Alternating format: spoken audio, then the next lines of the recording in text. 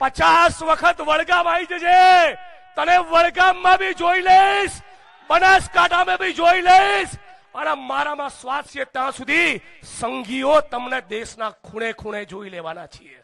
હમણાં મોટા ઉપાડે પોલીસના કાર્યક્રમમાં બંદૂક ઊંચી કરવા ગયા હતા, હાથ લબડી ગયો. અલ્યા સુરમા ભોપાલી, કેસ્ટો મુખર્જી, આ સીન સપાટા બંધ કર ભાઈ.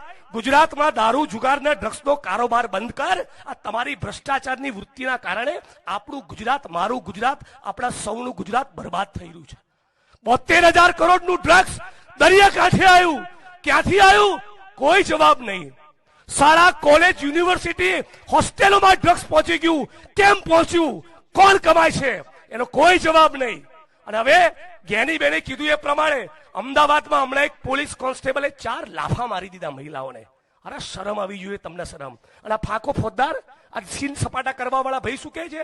પોલીસનો કલમો ચાલ્યો, કોઈનાથી તમે ડરતા નહીં. આ બુટલેગરો કાન પટ્ટા તોડી નાખે 28 પોલીસ વાળાના. આ બુટલેગરોએ 28 જગ્યાએ પીએસઆઈ, પીઆઈ સુધી પોલીસ વાળાઓના ટાંટિયા તોડી નાખ્યા.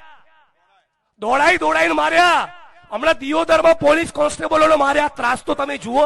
સુરેન્દ્રનગરમાં એક પોલીસ ઇન્સ્પેક્ટર ઉપર ગાડી ચડાવી દીધી. આ બુટલેગરોને આટલો ફાટવા ચડ્યો છે, અને એક શબ્દ બોલતા નથી ગુજરાતના મુખ્યમંત્રી અને હોમ મિનિસ્ટર. મતલબ કે ક્યાંક ને ક્યાંક આ પાપમાં એમની ભાગીદારી છે.